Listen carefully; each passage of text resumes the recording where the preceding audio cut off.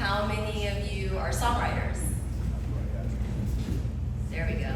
How many of you are publishers? Managers? Okay, all right. I just wanted to know who I'm talking to, that's all. Because some of you might know all of this information, and I don't want to be boring or redundant. So here we go. We are, the Mechanical Licensing Collective is a nonprofit. We were designated by the U.S. Copyright Office to collect on behalf of you, the songwriters and the rights holders, your mechanical streaming royalties from service providers like Spotify, Apple Music, Amazon Music, Tidal, Pandora, etc., etc. And we take those royalties, we collect those royalties on your behalf, and we're a nonprofit, so we turn around and distribute all of those royalties that are owed to you 100%. We don't take a commission, we don't take a cut of it. And since our first distribution in 2021, we've distributed over $2 billion to rights holders. So, it's so important. There's probably money sitting there waiting for you. How many of you have music already streaming on the platform right now? Okay, so this is extremely important. You need to know about the MLC. I'm gonna break it all down for you as succinctly and simply as I can. But don't worry, because there's gonna be a bunch of takeaway information that you can bring home with you, and you always have our support team to get that. All right, so let's get started. Next slide, please.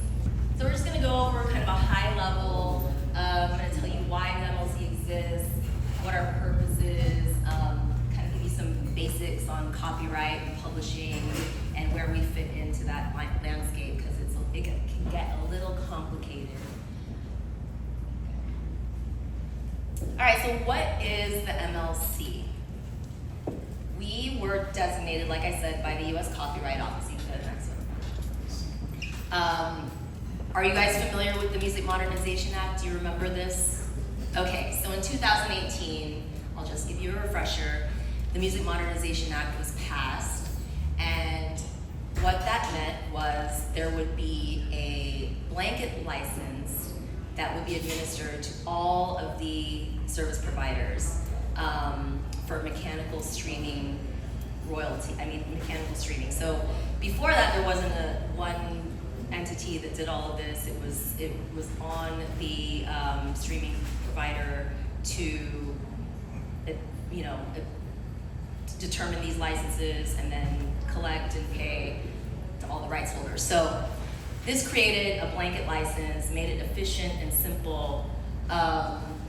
It also mandated that there be an entity, a centralized entity that would administer this license and collect and distribute the royalties to the rights holders. The third part of it was there was going to be a public database, and this database would be accessible to everybody. It was a way to create some transparency. Anybody could access the information from anywhere in the world. You don't need a login, you don't need a membership. Anybody can access this database. Okay, next. So before the MMA, like I said, all of the service providers were responsible for handling their own administration.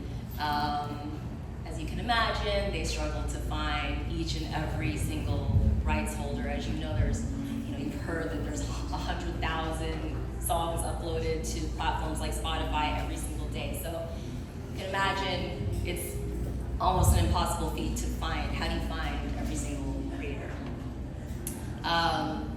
So that left rights holders, there was hundreds of millions of dollars literally just sitting there undistributed.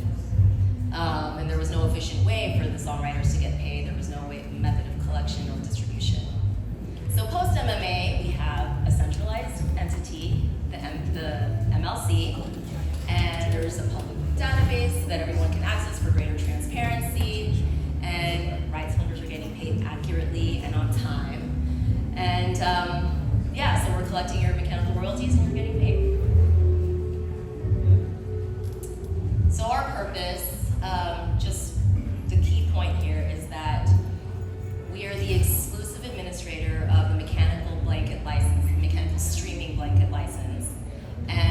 the only organization that pays mechanical streaming royalties. So we're the only entity that does this.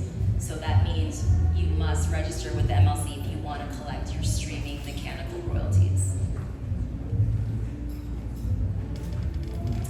Okay, what we do and what we don't do. This can be a little confusing, and I'm going to sort of break all of this stuff down for you. We maintain the database. This has all of the information of all the musical works, the rights holders. You can see all this information. You can search the database. Right now, if you wanted to, you can go on your phone and do it. We administer the blanket license that covers, all of the digital platforms and their ability to use this music on their platforms. And then we receive all of the data and match the sound recording usage to what's in our database. And then we distribute all of these mechanical royalties to you, the music publishers, the administrators, the foreign CMOs, those are the foreign collection management organizations outside of the US, and to composers and lyricists. So basically all of you creators, this is all of your money that you're owed, you're entitled to, and we're distributing it to you. What we don't do, we do not pay performance royalties. We don't collect or pay performance royalties. That's your PRO, ASCAP, BMI, CSAC in the US. And we do not pay for digital performance royalties. That's Sound Exchange.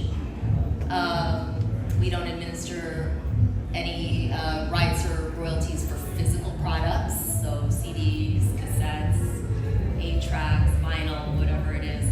That's, agencies like Harry Fox still do that. And audiovisual products. So we don't cover, this is very important, we don't cover TikTok or YouTube, only audio. And we also don't collect royalties for the use of musical works, songs outside of the US. So we're paying for US streams, okay? So just basically, we don't replace your PRO and we don't replace Sound Exchange. All right, so I'm just gonna give you a little copyright 101 just to clarify some of the industry jargon that you hear. In copyright law, when you hear the term musical works, that's just referring to the song or the composition. So if you're the lyricist, the songwriter, the composer, you are the owner of a musical work, okay? And usually, this is administered by, music publishers and administrators. On the sound recording side, this is when, the owner of the musical work, their work is reproduced and distributed. That becomes the sound recording. And as an artist or a producer, you might recreate a musical work. So the example they give here is, the song, this is a different song that they use on this slide. I usually use the Yesterday by the Beatles, or by Lennon and McCartney. So they're the songwriters and composers. That song, Yesterday, has been covered by a myriad of artists, so that would be the sound recording side. It clarifies also that sound recording is not the same as an audio-visual work, so that's a completely separate thing. Next slide. Okay, this is seems like a rudimentary thing, but I feel like it's something that we constantly need to sort of instill in your brains, that as the owner of a musical work, you have the right to authorize others to reproduce and distribute your work. So that right to reproduce and distribute that you're authorizing is called the mechanical license. And this can be in physical or digital form, okay? Now, you also have the right to authorize others to publicly perform your work. And this is called the performance license.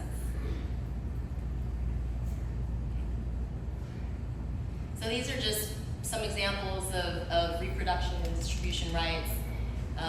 There's physical records, physical recordings, vinyl, CD, in the era of digital records, permanent downloads. Remember iTunes, when you could actually permanently download songs to your phone. And then now we have interactive streaming. This is the most prevalent. This is what we're concerned about mostly. That's interactive streams, meaning you have control over what you stream, and limited downloads. So Spotify, Apple Music, Amazon Music. These are all interactive streaming platforms. All right. So where do we fit in? There are basically 4 ways as a musical creator, as the owner of a musical work or a songwriter.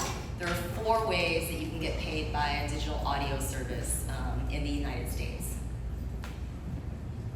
So if you are as a songwriter, you have the performance royalties and the mechanical royalties that you can be paid on the musical work side, on the song or for the song or the composition that you've created, that you've written. And then on the sound recording side, you would get paid master royalties or performance royalties. So those are the 4 different ways.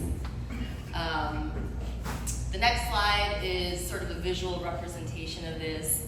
I know it looks a little bit daunting. Don't worry. I'm gonna just do a quick overview of it, but there's a very handy QR code after the slide so you can scan it and keep it in your back pocket forever and share it with your friends. So basically this is illustrating what I just said. There are 4 different ways you could get paid as a songwriter, as the owner of a musical work. Composition,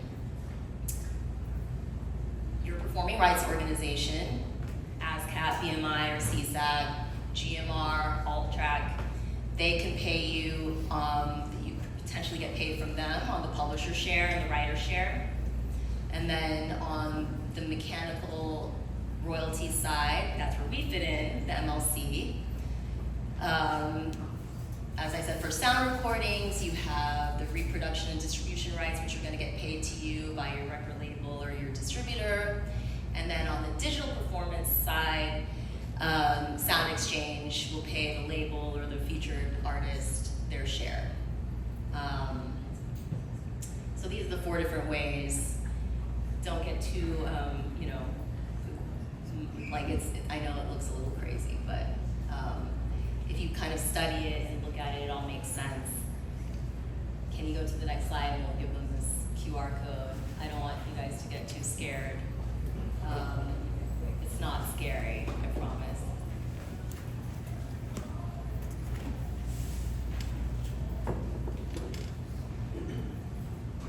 Everybody's phone's in the air.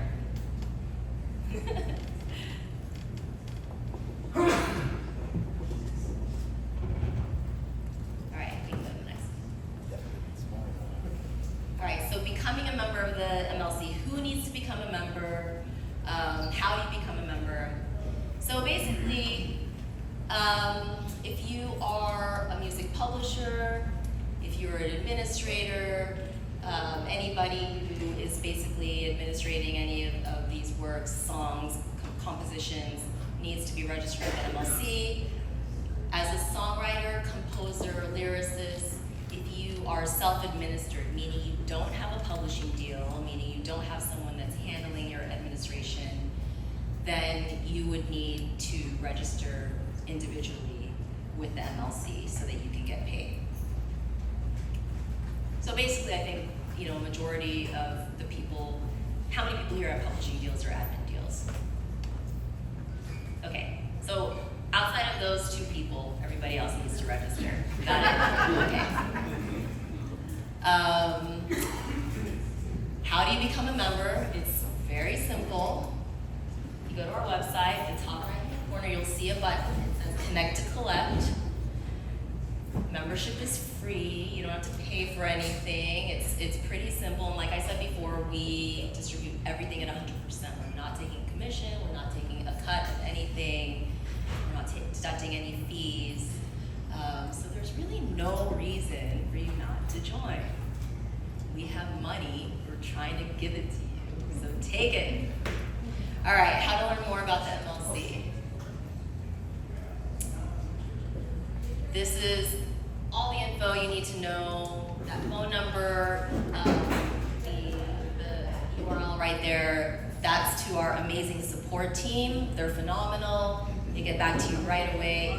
Any questions, you need any guidance, they can help you. They'll get back to you really quickly, and they're really insightful. So anything you need, if you get stuck, if you have any questions about your catalog or matching the data that's in our system and claiming it, they can help you. And please add us on all of the platforms, on all of the social media, so you can sort of follow along. There's a lot of information, a wealth of resources on our website, the things that we offer webinars, we do things like this all the time, networking events. The webinars are particularly helpful, but all the tools and the resources we have on our site, and all the things we share via social media are really important and helpful. So I would encourage